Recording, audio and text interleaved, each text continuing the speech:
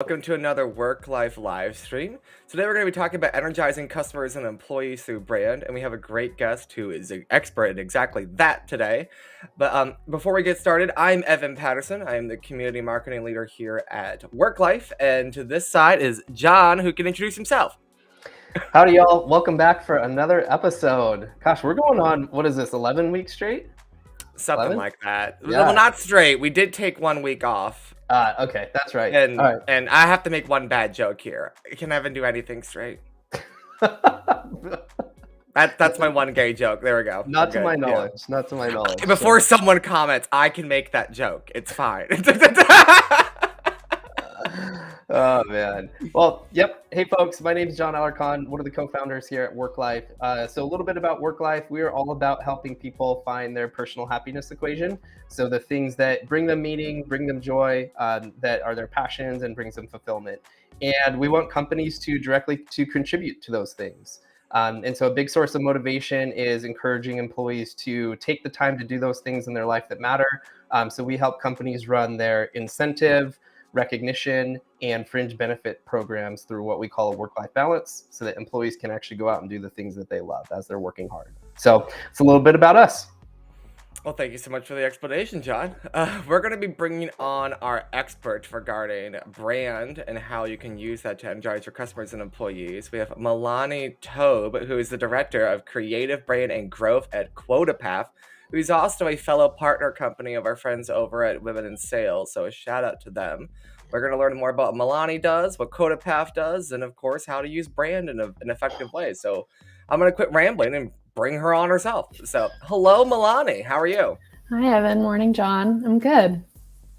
Well, thank you so much for being on here. I hope that you are having better weather there where you are at, other than here. It's cold and a really dreary fall day here in Chicago. Beautiful day here in Philly. Thanks for having me on. Of course, thank you for being had. So John and you spoke before this about brand and the ways that we can use it. Tell us a bit about what you do at QuotaPath, because I'm sure that's going to inform this conversation quite a bit. Sure is. So at QuotaPath, I oversee creative brand and our CRO strategy. So that means that I work really cross-functionally to deliver experiences to both our customers and our internal team. And if you're unfamiliar with QuotaPath, we help make your sales compensation process more efficient through expert guidance and user-friendly technology. You can check us out on QuotaPath.com to learn more or experience it firsthand by signing up for a free trial where you can actually sync your CRM, invite your team, and set up commission tracking. Fun. What CRMs do you work with, just so I know? We work with HubSpot, Salesforce, Close, Pipedrive, got several. Check out the website to see all of them. Awesome. Well, great to hear that. So, John and you've been talking about brand. What have you been talking about? Just cross-functional collaboration. Oh, John's going to take this one? I don't know. I wasn't there for the conversation. This is Evan's way of saying, y'all take it from here. Yeah, no worries. Before we jump into that, would love to hear more about you, Melanie, and just kind of, not just your role, but I love hearing things like, what do you like sharing about yourself that people can't find from your LinkedIn and things like that. So I know you're from Philadelphia, so you guys are crushing it in the playoffs right now. But tell us more. That's true. Phillies is top of mind for sure. Incredible team to watch. Outside of work and things you might not find on LinkedIn. So I grew up overseas. My family lived in the Far East and then in Europe for a long time. So I love to travel, explore. I go as far off the grid as possible when I'm looking to recharge so that nobody can contact me, and really get outside of my comfort zone there and learn about people and cultures and food, big foodie.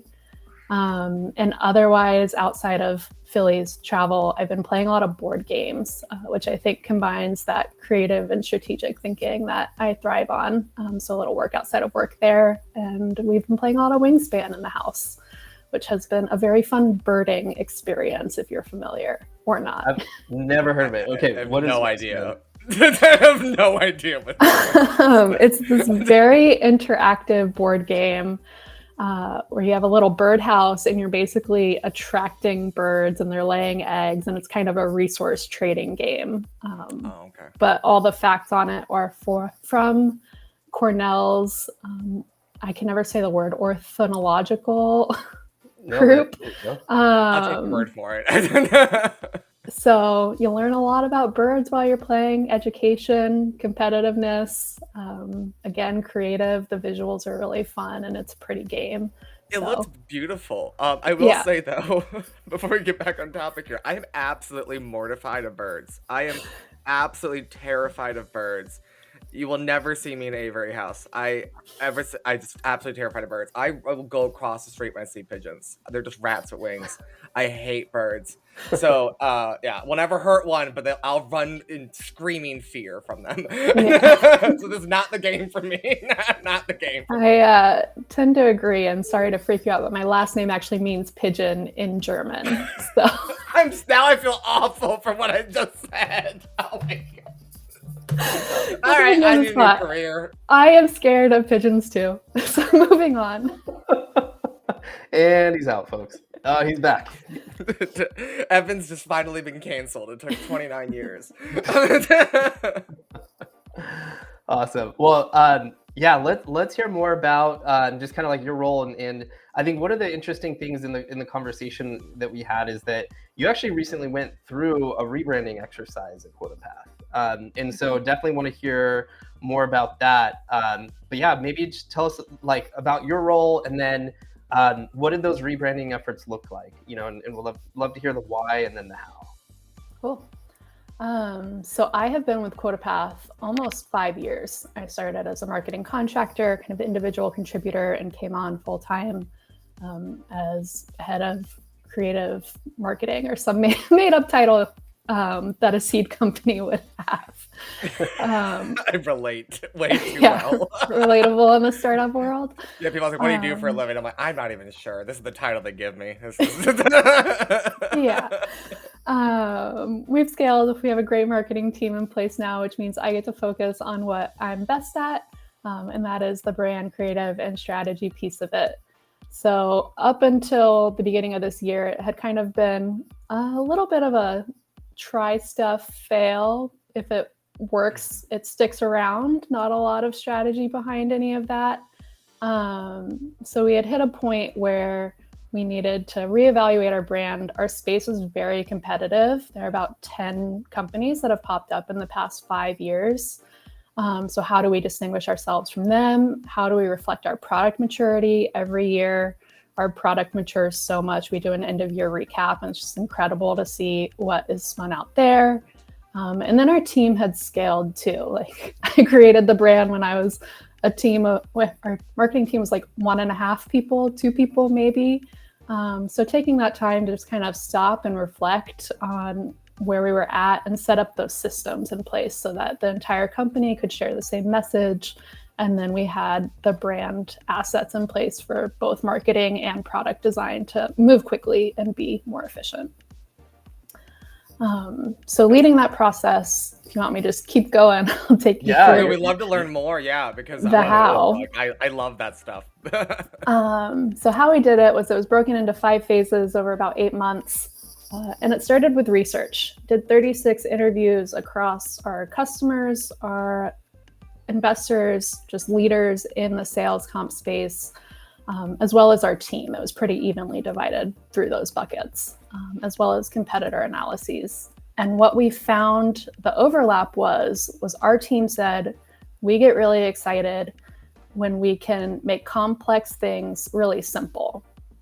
And our customers said, sales comp, so complicated, so many players. We need something smart because it's not easy. There's no way to make it easy and simple. So we really grasped onto that smart attribute because it was reflective of our team internally and really resonated with what our customers were looking for. I think that's really interesting. So it sounds like one of the themes, it sounds like you're in the research phase, talking to a lot of different stakeholders. And if you were to kind of like word cloud what each kind of group was saying, where that overlap and where those intersections kind of happen is where kind of like your authentic or your, you know, kind of like true brand lies. Is that accurate in saying? Yeah, that's exactly what we looked at. It was like a Venn diagram of what are these people saying? What are these people saying? What are our core brand values? Because that was not part of the process. We felt those were pretty strong already. And what can we pull out of the middle of that? Cool, love that. So, talk to us a little bit about like those pillars. I think it's interesting. So it sounds like you had some value pillars. Were those company values, or were they like offering values, or what was that? They're company values. So lead with empathy, data-driven decisions. I feel like I'm being tested. Carrie from our people team is going to be like, Melanie, you should know these. Fun fact for the people leaders that are watching this or will watch this. A best practice is no more than 4, but 3 is a sweet spot for company values, just so you know. For that reason, when I work with companies and they have like 7, 8 different company values, I'm like, oh no, this is not good. Like no one knows these. It's kind of like a all or nothing thing. So yeah, we have 5. I don't think I've ever memorized a company's, like, I'll know like the gist of it, but I won't know the verbiage that they went with, because I don't think we ever referenced them in the marketing. We just leaned on them in the marketing. Yeah. Anyway, sorry, we interrupted you. What were they again? What were they? We pulled the brand framework out of those and landed on 4 words. So SMART came straight from the research, confident, and then mindful and approachable, because another theme that came out of the research was our team is very empathetic to our customers and what we're doing and the challenges they have. And then our customers are very empathetic to their teams in terms of making sure that reps get paid correctly and on time and fairly. I like that last bit. There's a lot of, just call a spade horror stories, you know, out there regarding commission. So it's nice that like there's you're working with companies that they don't want to fall into that trap, and they want technology that helps them not create a situation that's incredibly damaging to their employer brand. Yeah. I can imagine for all the hire managers out there, that what they have to do to recover from the damage of, you know, a commission fiasco gone awry. I've heard too many of them already in my career. Yeah, we're dealing with what people need to live their lives, especially with variable comp being such a large piece of the compensation puzzle. So that mindful and approachable was really important for us to keep in mind. Yeah, I like that you mentioned also, it is people's lives we're talking about. Like, this is money. We're not talking about something more frivolous. This is how people literally put food on their plates and take care of their children. Yeah, right. Yeah.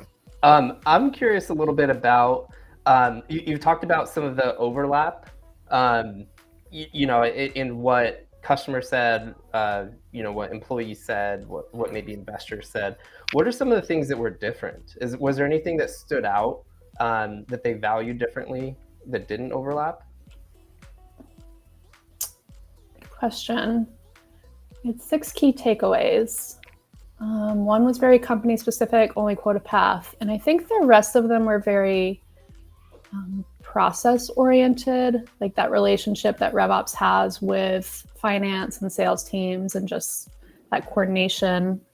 We had like a front of house and back of house takeaway that they want the best for each other, and there's not a lot of tension. It's very cooperative when it comes to comp planning. I don't think so. Cool. So what I'm hearing is, you know, you went through this process, interviewed stakeholders, research, you found the commonalities. That's kind of like your true, authentic brand. And then walk me through kind of like what you did from there. Like how did you approach it, and what are some of the channels that you look at when you're looking at a rebrand? Like what do you have to think about? Sure. So carving out our brand territory, one of my favorite analogies is like, if you think of McDonald's and Shake Shack, very similar products, but totally different brand experiences and expectations. So we did a lot of self-reflection of what do we want to be, what is representative of our team and our vision in terms of how we position ourselves. So that was a very key component. building the messaging frameworks with the smart, confident, mindful, approachable attributes. It had to feel natural for the team, or else nobody was going to use it, and the work would have been wasted if it was not true to how we speak and how we present ourselves, both as individuals and a company. Then we went through design process, kind of my bread and butter of just exploring the visual.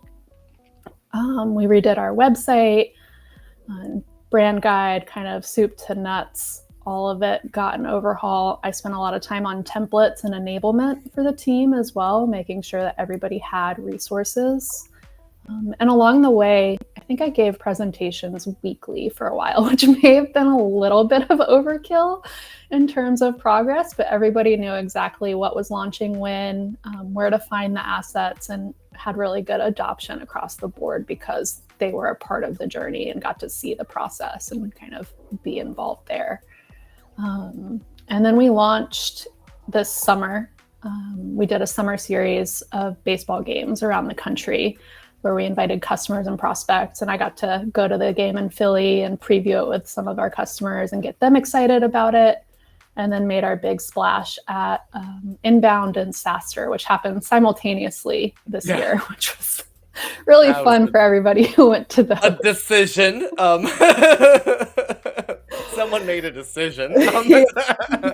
Coast to coast fun. So we put a lot into SaaStr. We had a booth there. Inbound was speaking engagements, mostly from our leadership team. But apparently, I didn't get to go to SaaStr, but apparently we were the booth with the swag to be had, and had made these hats with the message, get paid, which again, just resonates with everybody. Was QuotaPath at SaaStr last year? We were. Okay, because I think I remember getting some piece of swag from you all last year. I didn't go this year, but last year. Yeah, I just know that when I went, I need to bring another suitcase when I go. That's the one lesson that I learned from people that are more veteran of conferences is the amount of swag you got. And I felt so rude, like saying no to all these people. But like, I think I left with like 20 pairs of socks. Yeah. It's hard to stand out. Oh yeah, I'm a dad hat guy, so I geared up for the year last year with hats. So that's my MO when I go to SaaStr. It's actually where I met AJ for the first time. Your guys' right. CEO. So that was a really cool special event for me last year. Didn't go this year though. So sorry I missed the booth to be at this year, but that's all right. We'll try again next year. Yep. I really like the branding. I was looking at the website because like I like the colors a lot. Mm-hmm. that's the thing. I'm a sucker for like somebody who's using like not traditional like corporate blue aesthetic. I'm so sick of that. And I'm like, why is this a thing in 2023? We've been complaining about this for 20 years and there's still companies doing this. That's funny you mentioned that. I think what got everybody across the board bought in was this like color wheel that I had put together with all of the logos of just sales tech and then direct competitors, and everybody was blue and purple, and it's like, if we want to be different, we're going to go over here. And it worked really well because our customers also love Excel. It's their comfort zone. Spreadsheets are a great tool, so that deep dark green was a choice we made too. So I could see transition for them. Modern but familiar. Yeah, it's modern but like familiar looking because like, you've got like the serif font for the highlight font, which is like, I don't know, like I think it softens it. People take serif font seriously, but if you use it too often, it can be taken boring by accident. So you guys found like the perfect balance, in my opinion. Yeah, I like it a lot. What I also really love that you said was the making sure that the brand was something, for lack of a better word, like executable by the team, right? Mm-hmm. Like if the brand is so jarringly different than the people who work there, even if that's what the customers would receive well, it's not going to be received well because it won't be delivered well. So I think that was, now in hindsight, I haven't been in charge of a rebrand, but I've been involved in creating the assets for a rebrand as an IC. And in hindsight, I wish I would have said something because now I'm thinking about there was a couple of rebrands that I've been a part of where the reason it didn't do well was because no one considered, can the people who work here be aligned Yeah. with this? Yeah. Yeah. It's a Yeah. huge piece of it. Very important component. Yeah, well, I need to go tell those brain people maybe they need to get some brush up on their skills. 22-year-old me was not qualified. That's awesome. One more kind of question along this line is, are there any outcomes or differences that you've noticed since this rebrand has launched? And is that something that, is typically tracked? And what does that side of things look like? Yeah, I mean, measuring brand, if anybody solves that, they're going to be an instant bajillionaire.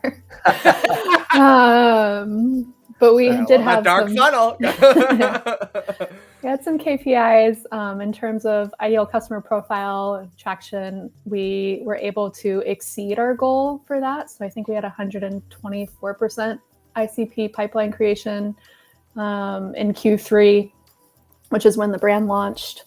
We look at website engagement as well, time on page, bounce rates, conversion rates across pricing and demo.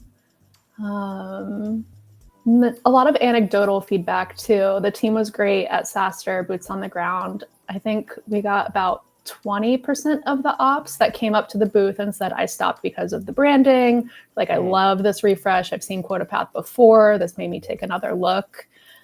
So that was really great, just kind of anecdotal feedback that we measured as well. Well, that's got to be energizing for the team. That's amazing. Congrats. Yeah.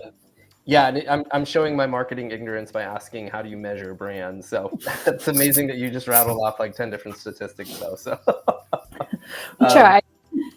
Yeah. Well, John, also, to be fair, like, I think even marketers are asking that question too. Yeah. So it's not necessarily out of it. I would claim it's not an ignorance thing. It's more like, we would love to figure out better ways to measure a lot of these things too. Like Melanie said, it's always like, this might be an indicator.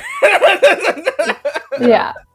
A lot of indicators. And I definitely Googled it at the beginning when I wrote the brief. I was like, how am I going to measure this? Oh yeah, the amount of times marketers are just like, we sound so smart and like to everybody else, and we're like, nope, we're just really good at Googling and regurgitating what we've Googled. That's really all it is. Don't give away the secrets, Evan. But my brain is transparency. So no, I get it. Like I'm more of a community marketer than a brand marketer, so I would typically work alongside someone like you. So, but we both have jobs that, like, people are like, well, how do you measure the success of it? Like, well, when you find out, you let me know. Like, that's the response that we give. We're trying to figure that out right now. So I relate. I understand. I do like that you got the anecdotal feedback, because I think it says a lot about the marketers that lie solely on things that can be shown in a CRM or on a spreadsheet, and versus like they're ignoring anything gray, the anecdotal evidence, right, is so alarming to me. And I'm like, just because it's something that can't be automated with a Zapier connection doesn't mean that it's not of value. It doesn't, like, it's very alarming to me that I still have to remind people that. So I do love that your company has that you're an open mind and understanding that it's still important to get those, boots on the ground bits of feedback. That is just as valuable as a Google Analytics dashboard of a website. Yeah. Those honestly mean more to me. Our content strategist, who was at SaaStr, actually recorded a selfie video with somebody who came by and wanted to compliment the branding. And then the feedback I got at the baseball game from our customers directly meant so much more than seeing the numbers on a dashboard. Yeah, I think it also adds a qualitative metric of, like, people are visiting the website, but, like, are they visiting it to poke fun at it or because they like it? So there's there's that, right? And this is how you know it's because they like it. This is where those selfie videos help. Well, there's also some interesting parallels in the people space too. Because I think we're kind of at an interesting intersection where you're talking about, like Evan, you mentioned community marketing. And when we think about brand, how that, in a lot of ways is usually kind of viewed through the lens of like, well, are we getting more customers? Like, are we converting ops? more frequently, or are leads warmer, or like are they kind of lower in the funnel when they actually inbound and like ready to buy, you know, because maybe there's like a more recognizable brand or more trust built. There's actually some parallels, you know, in the employee space as well. If you think of the customer acquisition kind of process as a funnel, which everyone does, you know, and it's like, you know, awareness, you know, maybe there's some interest, then there's like a buying cycle, and I'm oversimplifying obviously, but then they become a customer. It's very similar in the employee space. Yes. And, you know, there's, I forget the exact number, but it was close to 50%. This is based on Glassdoor's research a couple of years ago. Close to 50% of job seekers will look at your socials before they even apply. And so when you think about like, okay, if I'm hiring at the highest kind of part of the funnel, people are checking you out. People are looking at your employer brand to see if it's even worth their time to throw their hat in the ring for a job, or if it's the type of culture or environment that they want to be in. Like, am I even going to like submit on the form, right? Let alone go through a lengthy interview process and eventually work there and try to stay there. So I think it is really interesting kind of how that spans not just the marketing world and the sales world, but then how does that become part of your community efforts with the work that you're doing, Evan, right? And folks like you. And, you know, how does that translate into like, gosh, it might take a decade to build trust, but if you break trust with your employees, how does that, you know, impact things? And so I think there is a lot of interesting parallel here in what actually energizes your prospects, what gets them excited enough to stop by a booth and snap a selfie video about how awesome your, you know, branding is, versus like, you know, how does that energize your employees and make them want to work there? You know, I think it's really interesting too from a like just kind of people perspective.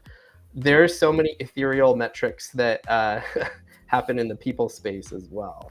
You know, the like the hard metrics are typically, you know, retention. So like how many people got hired and then how many left, right?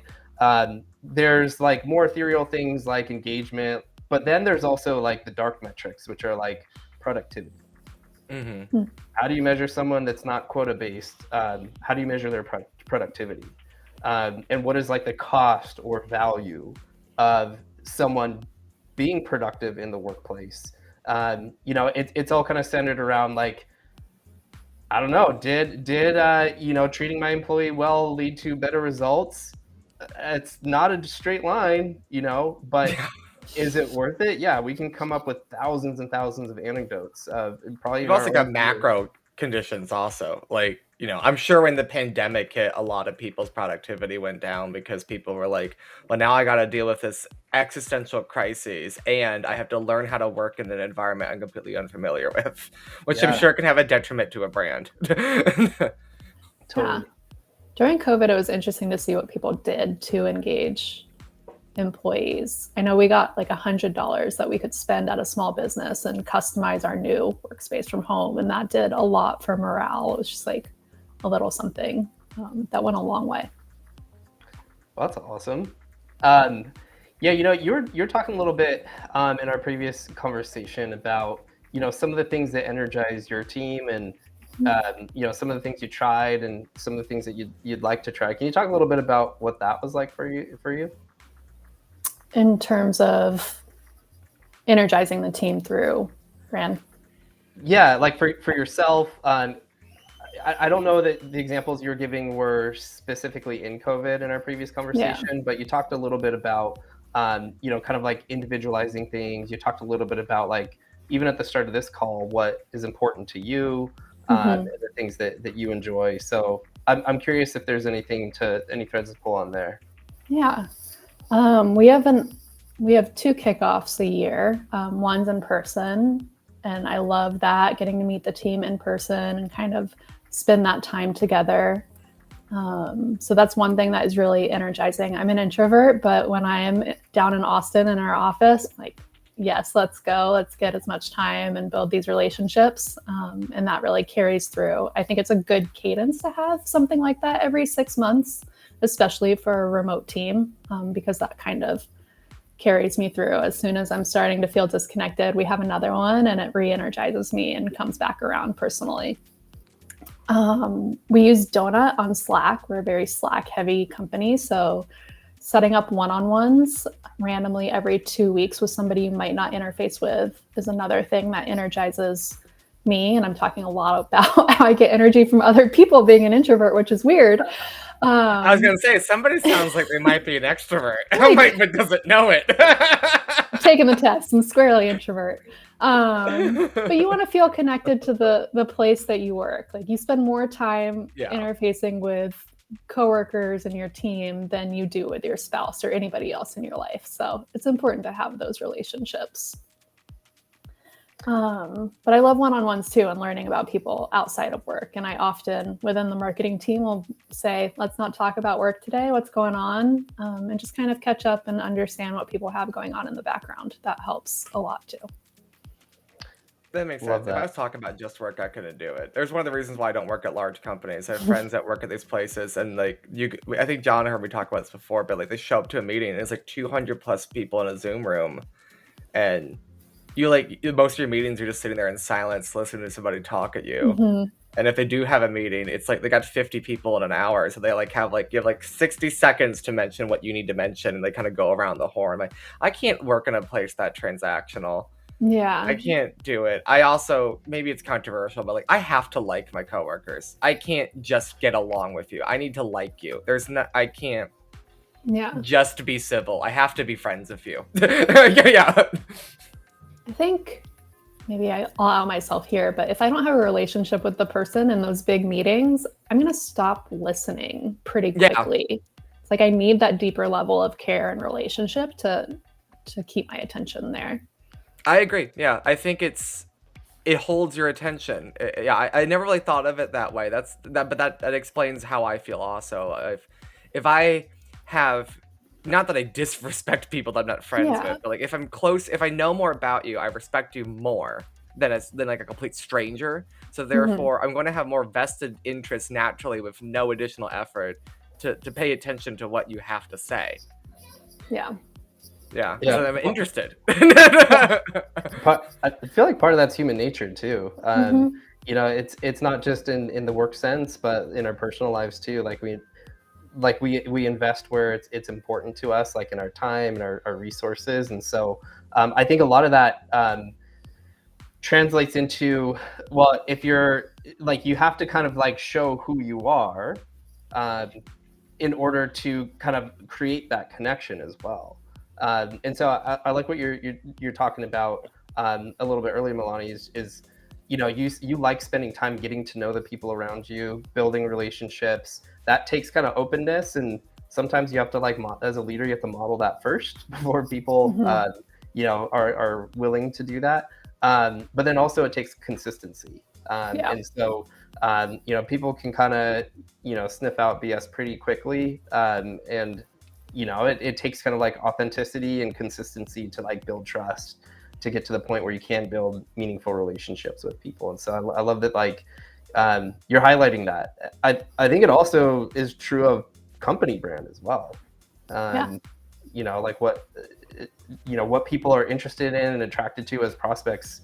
You know, they're equally invested in your story as a company and what you stand for as they are in the product in a lot of ways. Yeah. I think millennials are the generation. Are we the generation that needs that like tie, that intangible value alignment? Yeah, there's got to be some sort of like personal connection between them and the mission, directly or indirectly. But they need to care, for lack of a better description. Getting a paycheck isn't enough, because and I think I remember reading there's the report as to why is like we had options, which is why it's a thing that's in the forefront, because we watched our parents not have the options and how it negatively impacted them. So I'll be damned if I sign up for the same problem.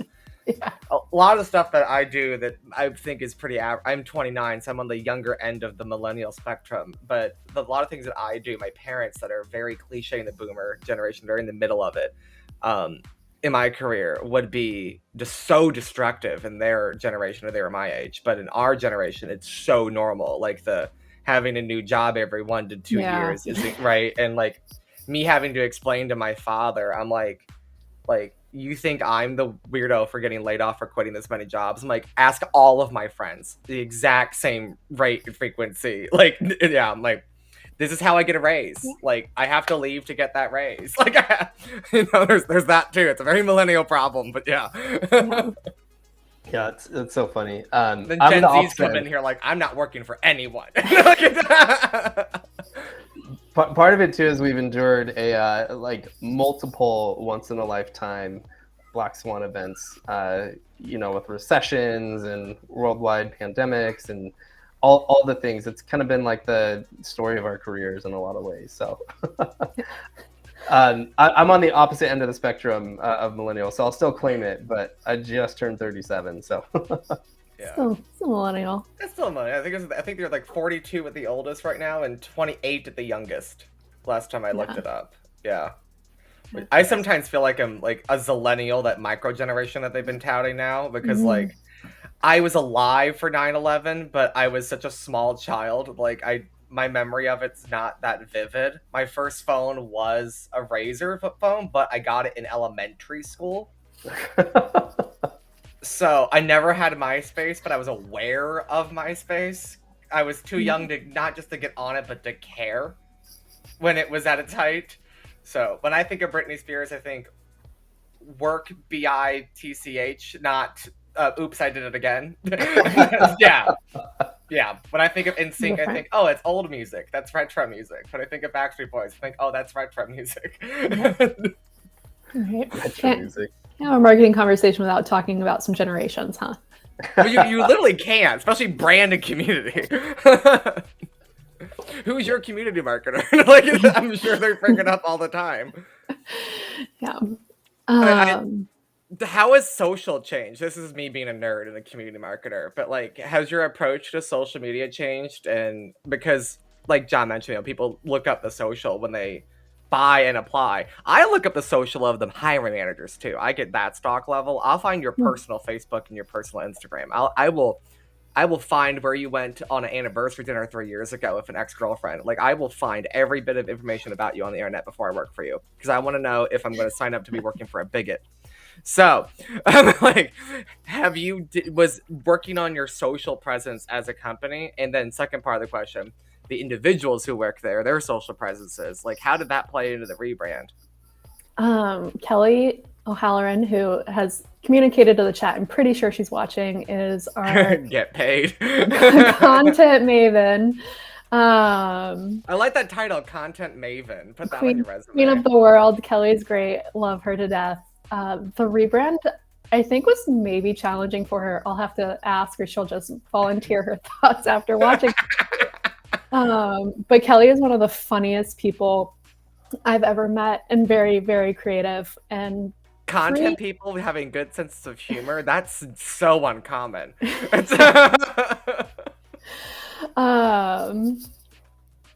Sorry, lost my train of thought. Sorry, love that was her. my fault. You love her. She is funny. She's and great.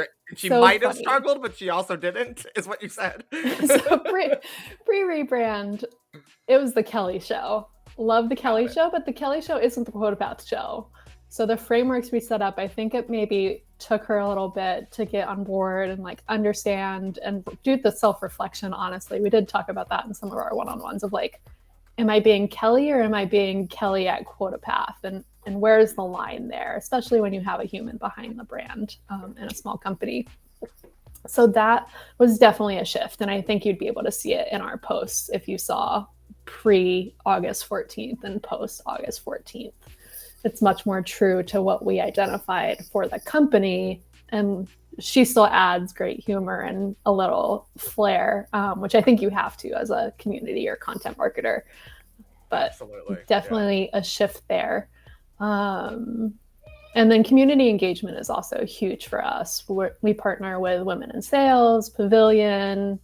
I try to be very active in the Mutiny M2 channel. So just making connections everywhere we can and building those relationships. A shout out to Alex and Boudoir, good local Chicago friend here too, founder of Women in Mm. Sales. Mhm. Yeah, they're Yep. fantastic over there. Yeah. I like what you mentioned about the alignment in the content with the brand, but still keeping personality. Hmm. I've watched some rebrands, they suck the personality out of the brand because there is such a thing as being too on brand. Yeah. Yeah, you don't want to sound you need to sound like a company without sounding only like a company. You need to Right. sound like a group of people also, which is effectively what a company is. Yeah. Yeah. You don't want to suck the humanity out of it. Right. Well, Kelly and team just released our annual compensation trends report. Super informative data, very fun. Well, she makes it very fun with the personality that she infuses in the promotion of that by tying stats to random pop culture things that gives QuotaPath the data-driven attribute we have in our brand, but is still engaging and fun and shows a little bit of her personality.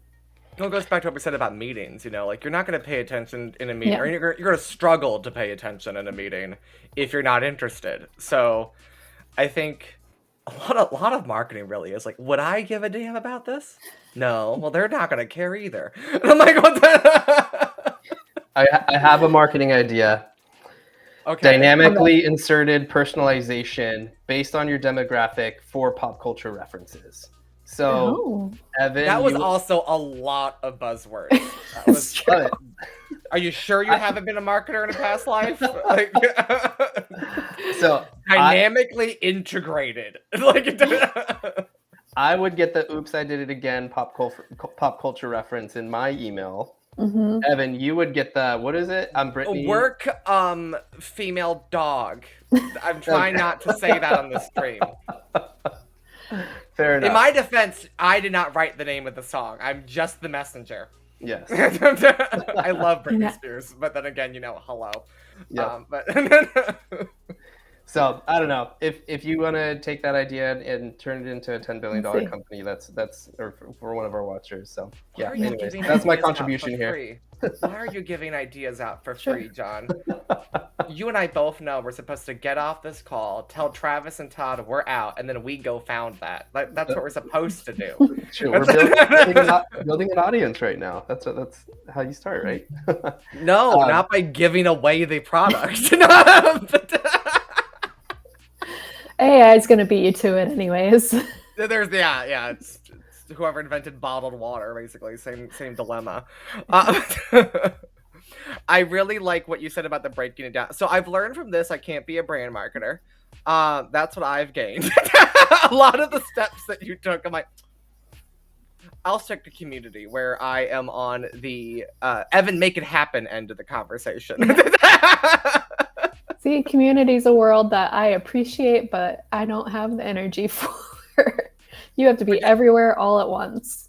Yeah, but the thing is, you have to not be everywhere all at once, which, how you feel about us having to be everywhere all at once is how we feel about you not having to be everywhere all at once. It sounds just as unappealing in the reverse. Yeah, brand does have to be everywhere all at once. It's literally everything.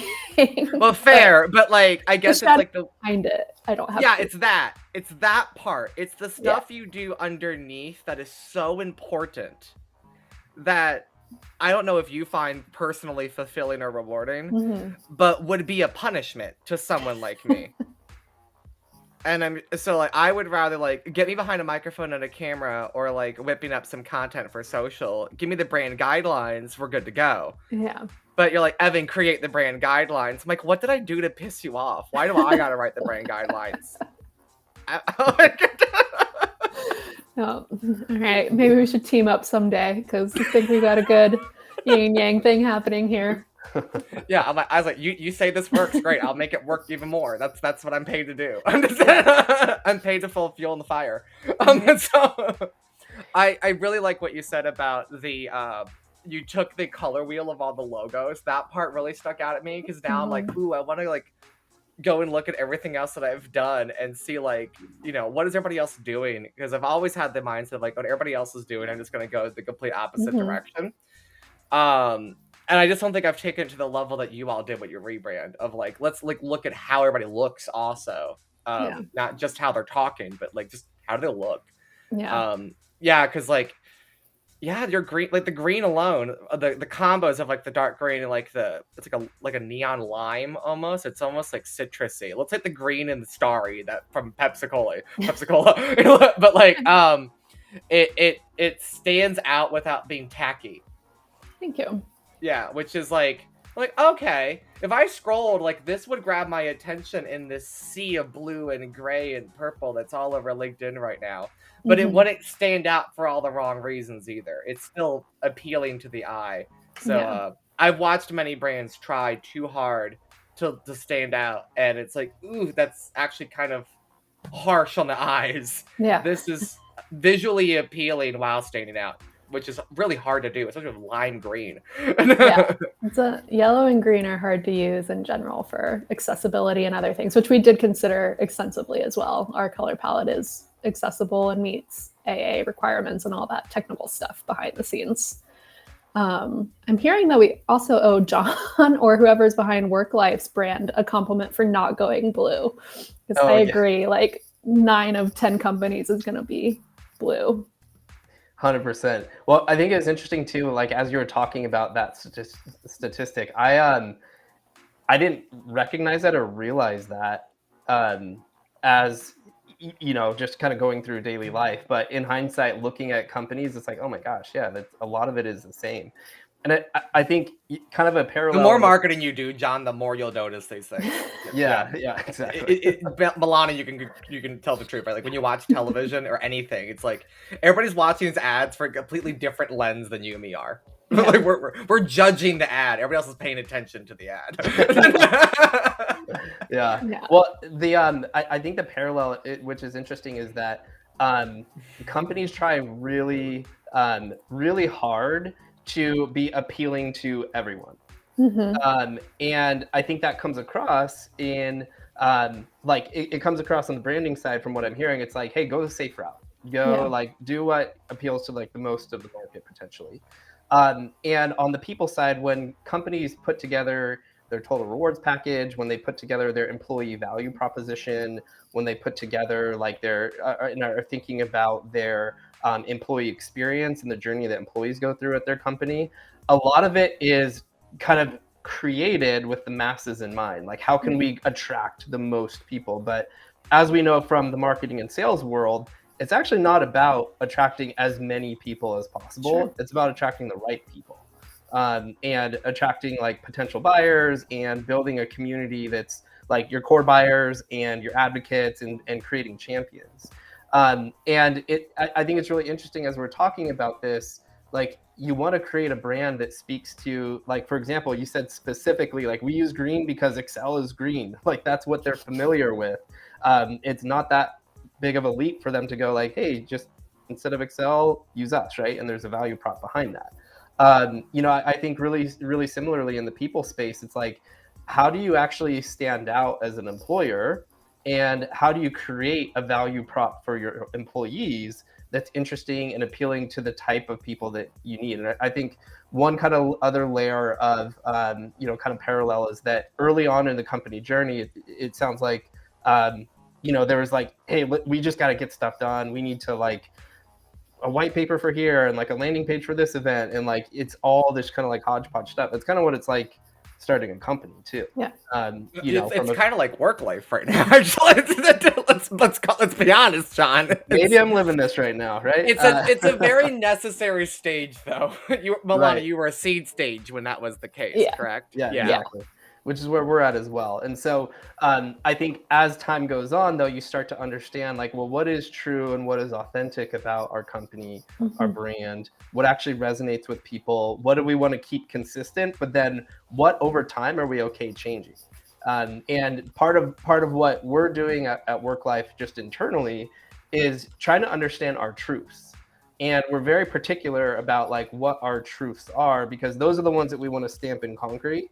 And like those are kind of like pillars of the company, but things can change around those things. And we haven't established any of our truths yet, because we're still a young company. But I think the important thing to call out is that, like, as you grow as a company, as you change as a company, your brand changes, it evolves. There might be some core principles that stay consistent, but your needs from the people side of things are going to change as well.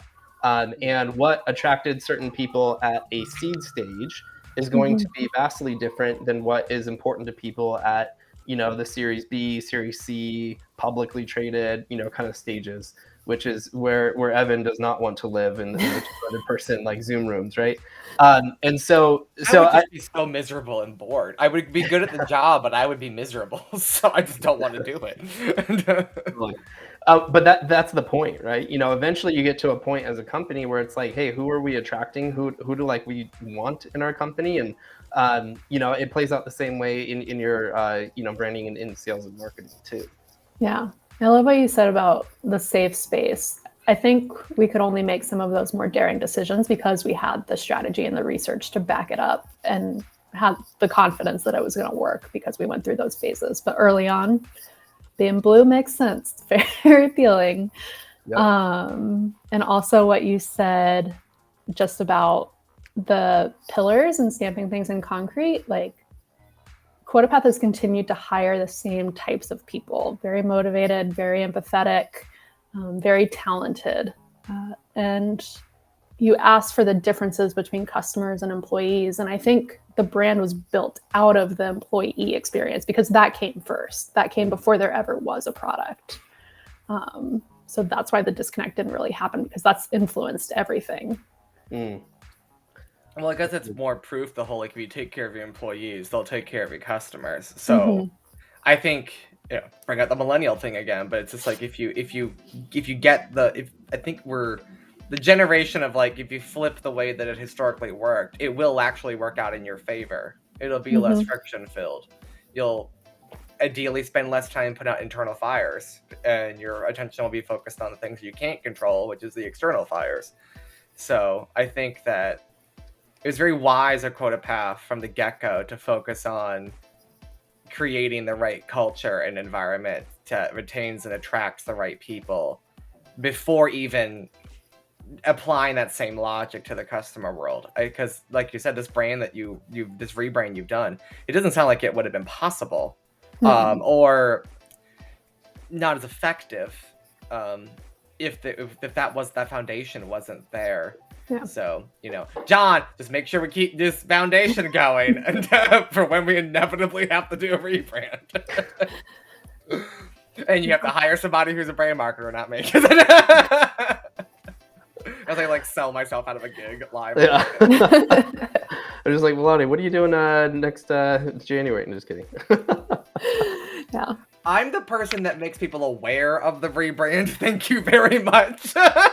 Important job. I'm just kidding, Evan. I'm the person that teaches people how to not copy and paste what Melanie wrote and actually add personality to it. Travis, who should be listening to this right now. Todd, the other co-founders of Worklyfe. Sweet. Well, I think we can probably start wrapping up. Melanie, this has been awesome to hear kind of like your process and what you went through, and just how I love how thoughtful you were about that process and involving the stakeholders, and not just kind of like top down saying, here's what we're doing, but taking into account feedback and finding the commonalities and making it really authentic. So first off, shout out to you and kudos for all the success that you've seen in this rebrand. And then also just personally, thanks for taking time out. Yeah, this is fun. Yeah, and a quick shout out again to Kelly for being active in the Women in Sales Slack. There you go, get paid. Being active in the Women in Sales Slack channel. That's actually how this event came to be, as she shouted out and connected us. And so if any of our listeners are want awesome community and networking, head to Women in Sales Slack channel. That's a shout out for our partner. But yeah, again, thank you, Melanie, for your time today. Yeah, I appreciate it. It was really fun to share the story and kind of hash things out with you guys. I learned some things that I'm going to take back and noodle on for a little bit too. Cool. Thank you so awesome. much. Well, everybody make sure to go and follow Melanie on LinkedIn and also follow QuotaPath on LinkedIn. And then we're going to play our outro video as we always do, for lack of a better description. Next week, we'll be joined by the fantastic Brianna Doe to talk about, I'm sure, some fantastic things that I haven't read yet in an email sitting in my Worklyfe inbox. So, talk to you all later. Bye.